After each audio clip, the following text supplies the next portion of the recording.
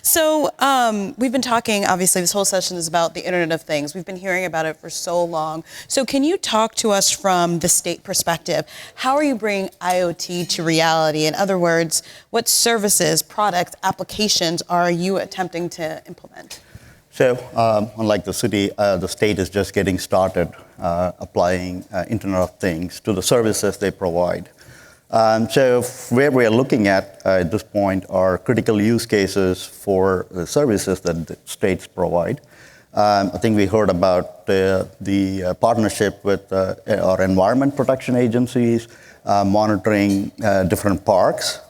We also license hunting services across these parks. So interested to see how we could apply IoT to manage that permitting services that we do. So we also have a number of test beds across the state where we are doing autonomous vehicle testing. So interested in seeing how we kind of merge that with our need for tracking infrastructure. So there are some use cases. We are in early stages of identifying use of it. I think also is monitoring and managing energy. So state owns, like any public entity, number of buildings and other infrastructure where there is a huge energy consumption. So we are interested both in new facilities and existing infrastructure. How do we monitor and maximize the use of, or minimize the use of energy? So as you were talking about critical use cases, and I think you were getting at it, but could you kind of clarify exactly what does that mean? What do you consider critical use case? So critical use case are really, we are looking at efficiency improvement in areas, right? So one of the specific use case that we are looking at is monitoring our infrastructure in terms of bridges. We have over 4,500 bridges that either needs maintenance of varying levels of it. Today, those inspections are done in a manual fashion. The data is collected, aggregated, and then preventive maintenance is scheduled out. What we want to do is be able to use Internet of Things to collect the data and be proactive rather than just being reactive. And also, the time it takes is inefficient. It's very manual. Even we use mobile applications, it's not effective in. It's also not practical to have inspectors for every infrastructure across the state. So we would like to see how Internet of Things can get the data to us much faster, and we can then focus more on providing services to those infrastructure. And it's kind of, you were just saying about the not practical components of that. What, I guess, changes do you see from like an organizational standpoint or workforce standpoint, and how that makes you all a much more leaner and proactive organization? So I don't know necessarily leaner. The challenge that we have and the state will have applying these technologies is just not having the workforce ready to deal with that, right? As you deploy these sensors, and we heard about all the challenges, those are yet to be fully discovered. So to have a workforce now focused on managing and maintaining this infrastructure is a workforce that we don't have, so we need to focus on building that. Also, the challenges with collecting the data and doing the analysis on the data. I don't think the state currently has the capacity or infrastructure or the workforce to do that, so we'll probably have to look at a different way of solving that problem, right? Partnerships with educational institutions and other larger national organizations to help us solve that, which changes how we operate today. We operate like a traditional IT shop where everything is managed by the state workforce. So that's a shift in there. And also, as you said, leaner. So yes, some of the roles that we think that are being done today will be shifted to be a much modern role. So one of the areas we look at both in terms of workforce development, where do we focus, how do we transition both the state workforce and the general future workforce to be able to support this in a larger scale. Regulation plays a very important role. States are known to pass regulations, so part of our role is to advise the General Assembly in formulating regulations to both help but not to hinder the expansion of this technology. So let's actually go down that path on the regulation. So can you give some examples of some of the things you're exploring, trying to communicate to the legislature, and are there existing regulations that are hindering you that you're trying to overcome? No, I don't believe there is any legislation that I'm aware of that is upcoming, but I think there's been discussions in various committees to say what can be done. We have focused more on the blockchain in related areas. So I think there is some education now coming more towards, I think the regulations are more focused on the privacy part of this issue. So I think there are some discussion on ownership of the data, responsibility, liabilities in various scenarios. So I think there are discussions, there are no known regulations that are in the committee or in the General Assembly. So kind of going back to where we started about the actual IoT applications and products, how are you determining your needs? And then how do you determine what are the best programs or applications to actually meet those needs? So at this point, we are looking at space where there are a lot of areas and service that we provide that is not automated, it's fairly manual. And it's been traditionally a manual service the state provides. So what we're trying to do is to focus those areas so we can kind of leapfrog just doing the traditional automation, saying can we turn the service and say can we go to an IoT-based solution. So we are not, there are a lot of automated services we provide in and around healthcare and human services. Those probably are going to be the last areas that we do because there are more challenges in the population that we serve, and I think there are more privacy issues yet to be resolved on the data part of it. So you kind of mentioned some of the traditional modes that you have. How are you juggling between the introduction of new IoT while still maintaining your existing business applications? So I think the challenge there is necessarily getting buy-in both from the business leadership because IoT challenges how you operate some of those services. You don't necessarily manage a workforce that provides a service. You can dynamically change that service based on the data that you have and the analysis you do with the data. So the challenge there is to, it's a good challenge to have that you can dynamically deploy your workforce based on the data that you get. Now that is not how traditional IT or workforce operates. It's very predefined in what you do and when you do it and how it is done. And there are also regulations that mandate that we provide service at a certain frequency. So it says you will do this every 18 months. So the state provides that service 18 months, no matter what the data is. If we change that and we say, can we get data through IoT and other means, and now can we deploy those services, both in terms of location where the service is provided and the quantity and the quality of service, can we change that dynamically? That brings a challenge of managing the workforce. So it's hard for the operations team to kind of comprehend this and how to make and manage a workforce that could be fairly dynamically done. Also have other challenges with just educating the workforce. Our own workforce, how do they manage this? How do they get ready for such a change? So you mentioned the word buy-in, and I'm kind of curious to hear about how you're getting that buy-in, not only from maybe that leadership perspective, but also from your existing maybe mainline staff perspective. I think, I don't know if we have gotten the buy-in, and what we're trying to do is simply education. So our first focus is to both look at partnerships to do pilots, but then also have an education plan for the mid-level and the front-level staffs of the state. So state workforce, about 40,000+ employees across the board, deployed across 85 different entities that make up the state government. So training such a large workforce and able to understand. So we don't have anything. We are working on some training, basic training of the introduction of such a technology to them.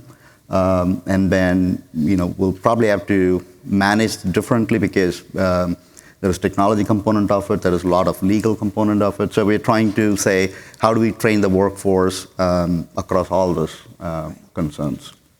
A couple of other concerns that I wanted to kind of address. You alluded to one of them was privacy, but also some of the cybersecurity considerations. How are you handling those issues?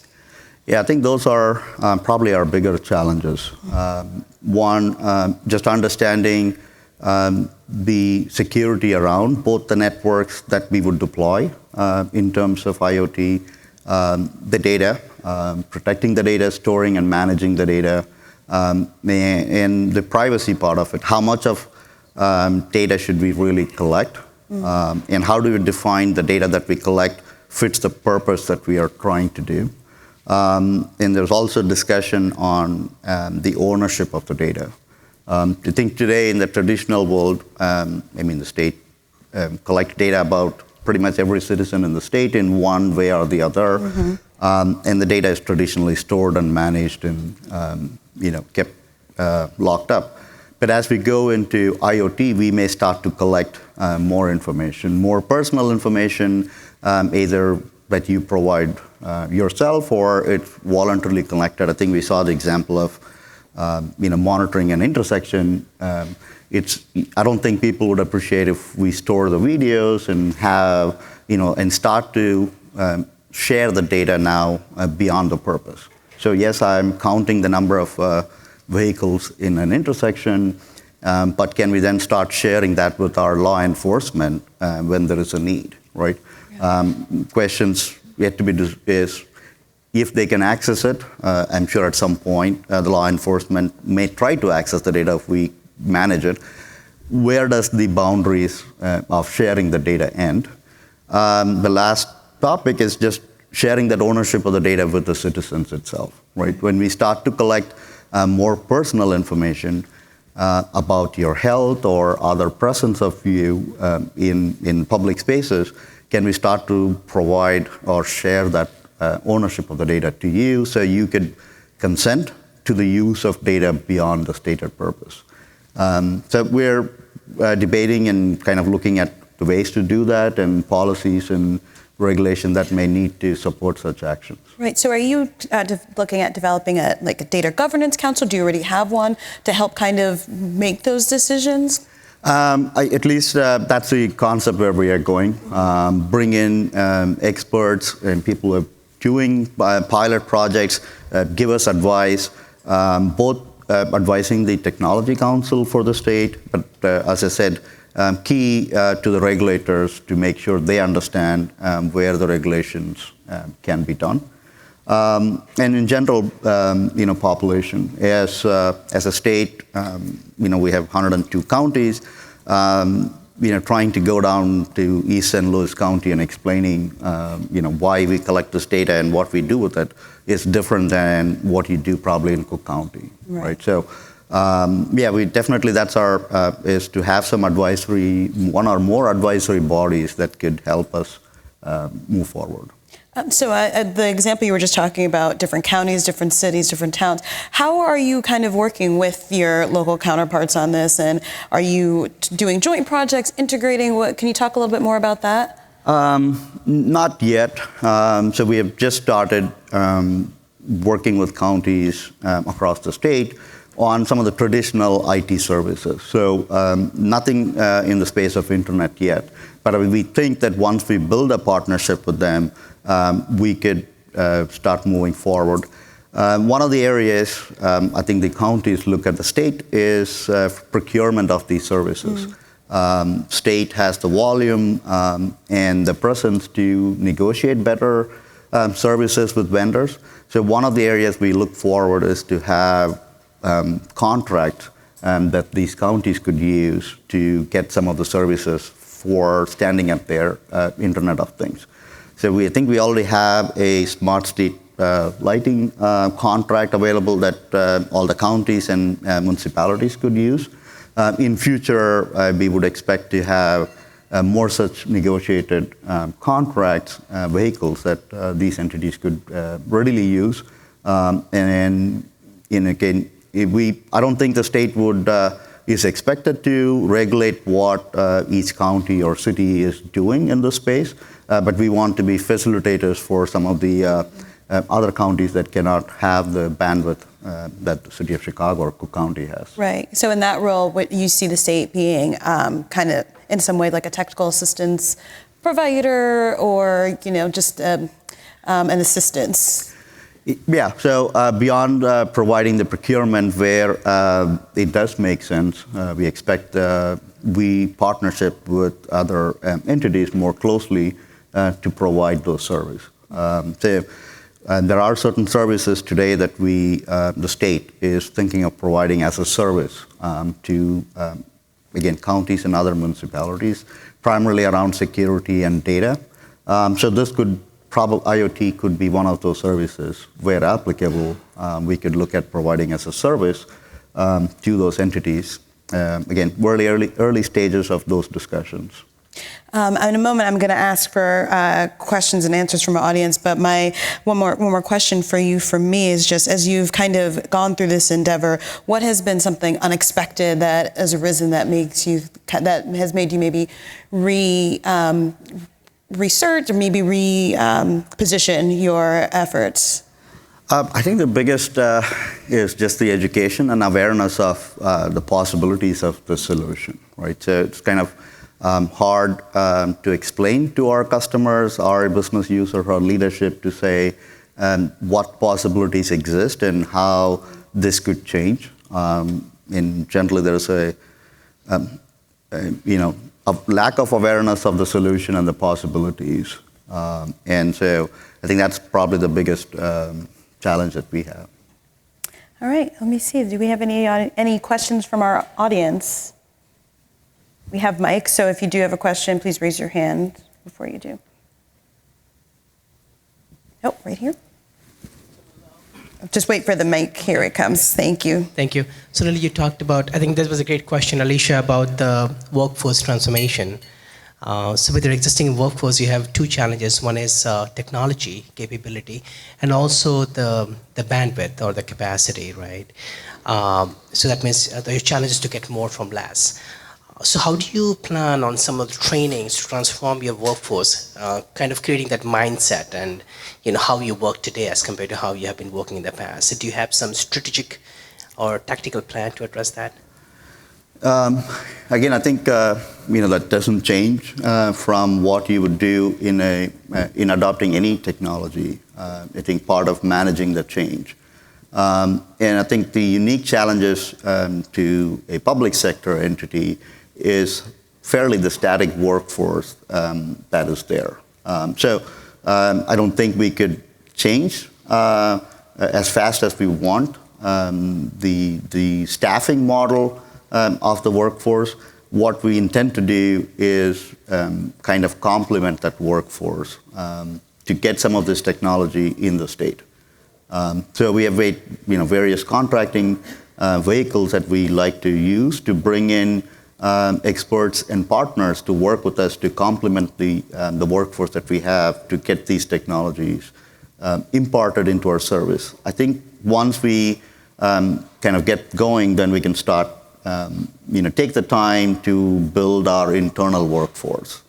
So I think that's the plan. So again, we still have to tweak our procurements to adopt to some of these technologies. The IT procurement today, focused on traditional hardware and traditional software. And now we are starting to, kind of extend that to buy infrastructure, integrate IoT, sensors, equipments, and others all into one. So we are working to see how we change that procurement vehicle for us.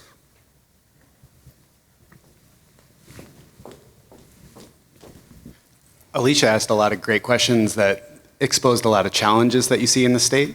Can you describe any things that have surprised you as big strengths or places where the state is farther ahead than you would have thought before? I don't. Unfortunately, I don't think I found anything. That's the truth of it. So, I think what we found, what I found is there's a lot more opportunities to do, right? So, with lack of investment in technology at the state for the last several years is a blessing in one way to say now there are great opportunities where you could go do this thing. So. I think there is an opportunity for the state to leapfrog, but I can point anything of strength.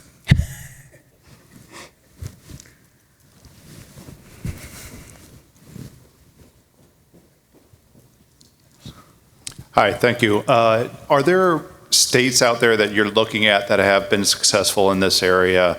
And in your view, what has made those states successful that we haven't been able to do here yet? I think from what I could look at, I think states are starting to physically get into the IoT and deployment of IoT. But I think there's been a lot of discussion at national level on the privacy side of it. So a number of states have now appointed dedicated chief privacy officers just to get ready for some of these technologies coming in. So California has passed quite a lot of legislation on privacy, and I believe most states will just follow that lead. So in terms of preparing, cities have done projects. There is no state level or level projects that I'm aware of. There are smaller projects. Again, states have done pilots, but nothing a wider implementation. I think everyone is more kind of focused on the privacy part of it, and that's where most of the energy today in the states are being spent.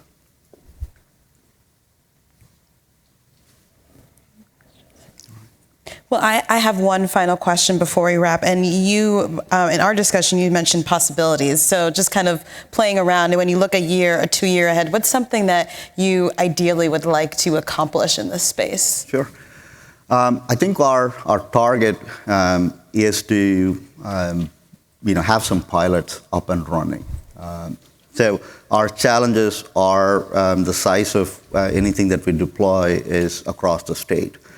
So I don't think we can get to that magnitude without doing certain pilots, learning from the pilots. So I think our goal in the next 2 years would be either partner with cities and states that are doing these pilots, or potential to see if we as a state could also run our own pilots. So I think that's our goal. We'll see where we get. Great. Well, Sunil, I really appreciate you coming and joining me today. Thank you so much. Thank you for having me.